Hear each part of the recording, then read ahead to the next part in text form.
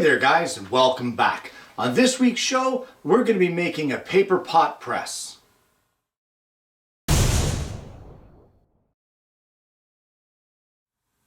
Now some of you out there are thinking, what the heck is a paper pot press? Well, if you're into gardening, you know that when you plant new seedlings and that sort of thing, you sometimes buy those biodegradable pots that you can plant them directly into the ground. But if you buy the plastic ones, of course, then you need to dispose of them, etc., etc. Well, what this particular little thing does is it allows you to make your own pots out of newspaper, and you can plant them in the ground, and of course they biodegrade and you don't have to worry about throwing them out or purchasing them. Now, you can see these in the normal garden centers, and I've seen them around, and I thought, what a great idea for a show. I mean, it's such a simple device, and it all starts off with a little bit of maple. Well, what we're going to start off with is some 8/4 maple, and from that we're going to cut a piece that is roughly 3.5 inches long and 2 inches square. So 8/4 maple is roughly 2 inches. You want to rip that to 2 inches as well and lop it off at 3.5. The next step in this process is to find the center. Now, of course, there's fancy center finders and all of that, and I have one of those, but just for simplicity's sake, we're going to be just drawing a line from corner to corner to roughly find the center on both ends of our 2x2 stock. Now, as you can see here, or maybe the video doesn't translate it, I don't know, this is not square by any means. In fact, it's quite wonky, and I'm not concerned about that, because once we finish with this initial prep, we're going to be taking it to the lathe, and that's all going to work out. So for now though, we need to head over to the drill press. Now what I've got is a 1 3/8 inch Forstner bit installed in the drill press. One of those center marks that we marked on here, I've center punched it, and we're going to drill a Forstner bit hole, so a flat bottom hole, 3/8 inch deep. I've set my depth stop. I'm using actually my bottom backer board that I use for drilling to help me support this piece, only because I have a cutout in my fence and I didn't really like the way it was supported. So we're going to drill that Forstner bit hole 3/8 inch deep.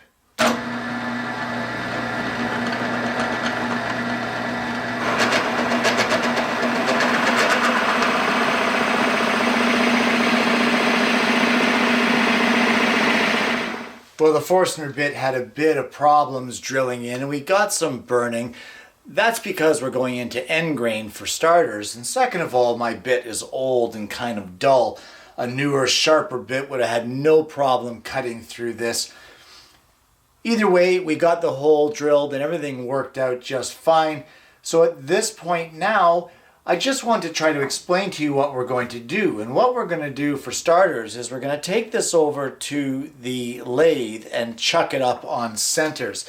And what we're looking for is we're looking for a blank that is going to resemble something to the effect of this. Now, I know that that's not a perfect drawing, but our Forstner bit hole will be on this end, which will be the headstock. So let's take this over and chuck it up, and we'll start turning this. I got just a little bit ahead of myself, and before we take it over to the lathe, I'm just going to use the bandsaw here to knock the corners off of this blank.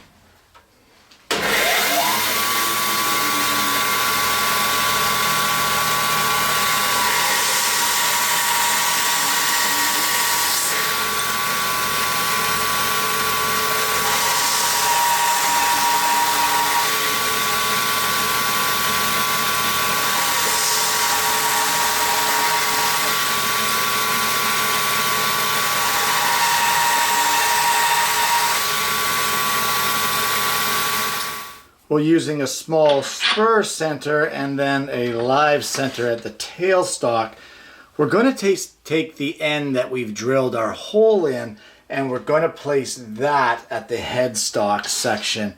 We're going to bring up the tailstock and just put some tension on that. And now you just want to turn this round for starters.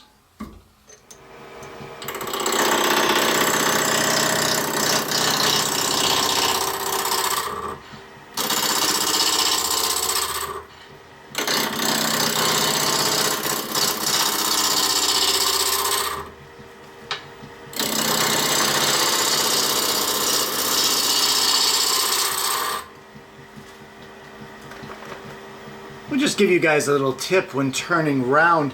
If you gently place the back of your chisel on top of your piece while it's spinning,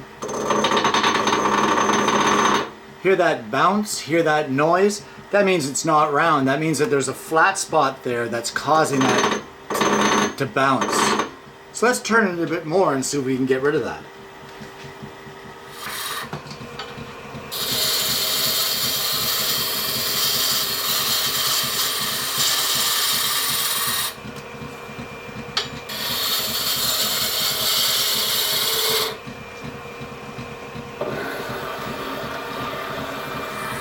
See that? No bounce, no sound.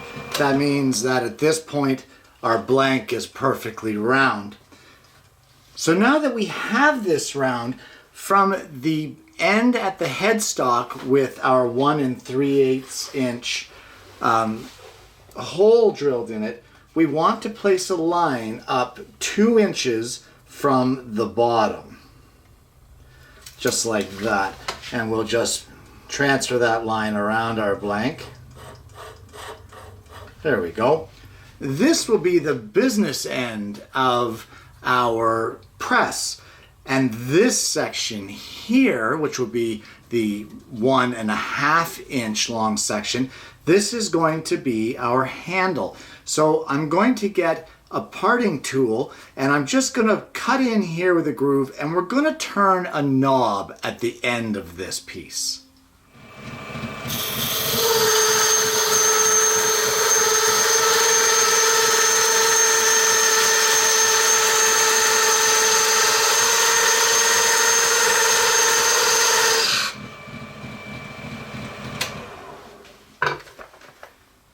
Now you can see that I didn't go in there too deeply. I'll give you the measurements on that once I kind of finish it up. I'm kind of flying by the seat of my pants here, and that's just fine for a build like this. Now we'll get another gouge, a spindle gouge, and turn our knob at the end.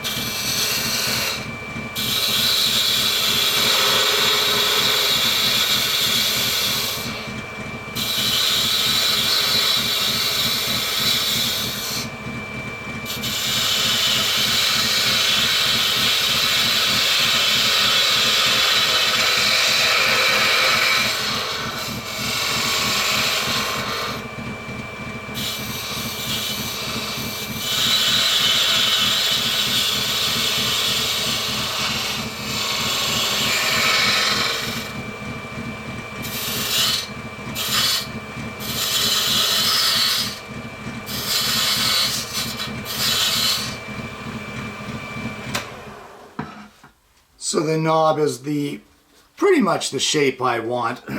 This isn't exactly a fine tuning or a fine turning.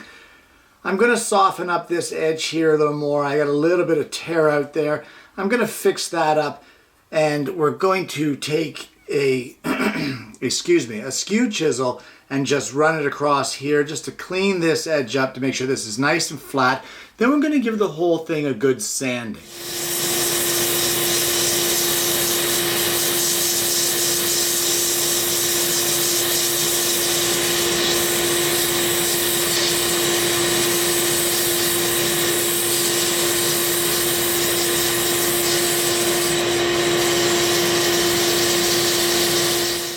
And there we have our finished plunger of the press, or our handle, our business end, whatever you want to call it. Either way, it's finished up. I know it doesn't look exactly like this little sketch that I did, but there's an easy way to fix that, and I'll show you right now. You just do that, and you say, so this is what you're looking for, guys, and this is the kind of shape you want. Doesn't look like my original drawing. What drawing? Well, it's at this point in time now that we need to take some measurements to see what we ended up with our final dimensions. And we're going to do the outside measurement first. Now I have 2 3/64. So I think I'm going to make it, let me just see here, 2 3/32. 2 3/32. I'm going to write this measurement down. Now, you may be wondering, well, what's the point of the calipers to see what your measurement is if you're just going to go bigger? Well, we're going to be making an impression, or basically a groove that this can fit into, and we need to leave space for our pot. Now, we also know here that this is a 1 3/8 inch hole in the middle. We really don't have to be concerned about that because that is a constant. Now, what we need to do is make a base for this plunger or business or handle end. And for that, we're going to need a piece of maple that is 3/4 to 1 inch thick.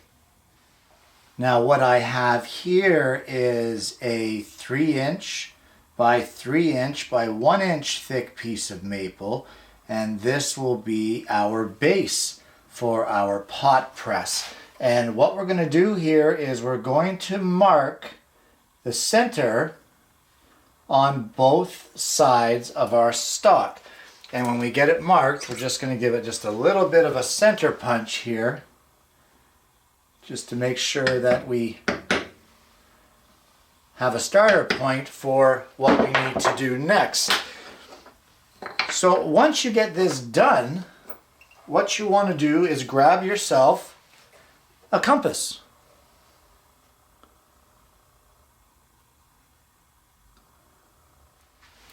Well, we have our compass, and from our center mark there, we are going to mark on our blank the circle that will be the exact measurement of what we determined the diameter of our press was. Now, if you remember, in my case, I enlarged it a bit because we needed to go down inside and give room for the pot to be pressed in there. So in my case, this is 2 3/32 across. Yours might be different depending on how much you sand or how much you turn. Now from here, what we want to do is take a measurement of the wall of your press. Mine is 5/16 thick here, so we need to come in just a little more than 5/16 and draw another circle. Now, it's not super imperative, but let's say 5/16, and I'm going to come in just a touch more, like another 32nd. And then I'm going to set my compass to that distance. Dun, dun, dun, dun, dun, dun, like that. Just check it to make sure it's right. Yeah, it looks good to me. And then we're going to draw that second circle. Okay, now this section right here in this circle, right here, this we need to remove. And if you remember, we made the other one 3/8 of an inch deep, being this hole. So we want this to be a little less. So let's just say it's going to be somewhere in the neighborhood of, oh, I don't know, maybe 5/16 deep. Whatever works. It could be a quarter. You can make it 3/8 if you want. It really doesn't matter. In order to do this, what we're going to do is we're going to turn it on the lathe. Now, this being a square piece of stock, it's up to you now to decide if you want to turn this around while you have it on the lathe. For me, I don't know if I will or not. I think it's a possibility, but for now, I'm just going to set this up with a live center on one end and the spur center on the other, and see if it will afford me enough room to get in here and turn this.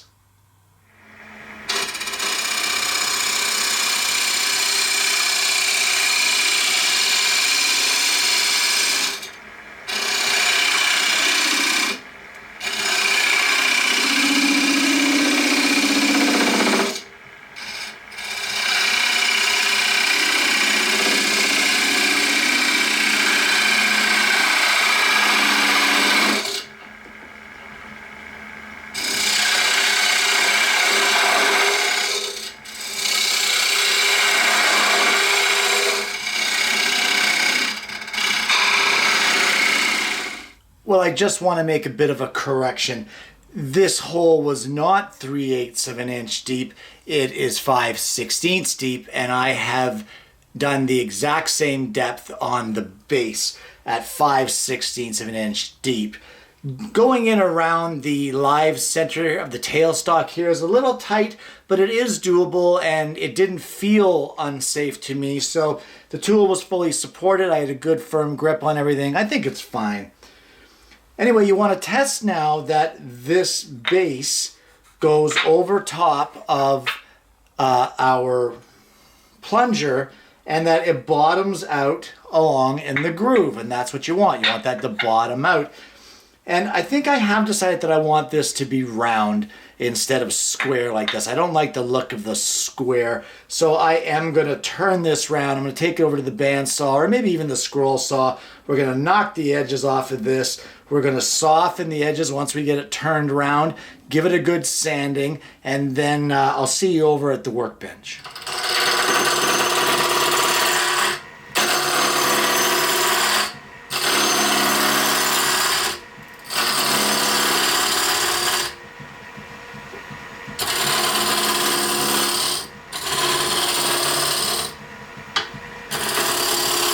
And there you have it. A paper pot press.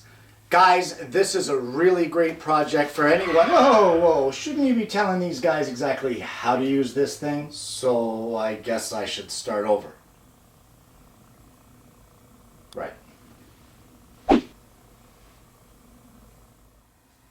Well, you've got your base finished and you've got your plunger, or your business end as I like to call it, finished. And now it's time to make a pot. And all we have is a piece of scrap newspaper. We're going to take a quick measurement here of roughly 3.5 inches. It doesn't have to be exact. You can see how exact that was. And we're just going to tear it off the length of the newspaper. From there, all we need to do is line it up at the top of our 2-inch mark where we finish turning. You can go a little higher if you like, and basically wrap your newspaper somewhat tightly around this plunger. And once you get it wrapped around, you then want to fold in, just gently, fold in all of the bottom spare or excess that's there in the way. Once you get that done, you can sit it in your base, give it a firm press down and a little bit of a twist, just like this. And from there, you should have a pot, just like that. And there you go, your your paper pot press. And there you have it, a paper pot press. Guys, this is a great project to use up some more scrap again, and you know how much I love to do that. Get rid of those small pieces of wood in your shop that you would normally just either throw out or burn, and turn them into something that's useful that either yourself or someone else could use. So speaking of someone else using it, this is a great project as a gift, whether it be birthday, Christmas, or just a, hey, you know what, thinking about you gift for those people who have gardening as one of their hobbies. The pots that this particular unit makes, they're made from newspaper, which makes them biodegradable. And as long as they're biodegradable, it means that you don't have to buy those plastic pots that you would just have to store afterwards anyway. You can plant your seedling. Once the seedling grows, you just dig your hole, sit it in the ground, cover over with dirt, and carry on as normal. And over a very short period of time, that thin newspaper pot is going to disintegrate and just degrade through the ground and be gone. So guys, I hope you found this interesting. I hope you're going to try it for yourself. And I hope you're going to join me again next week for yet another woodworking video.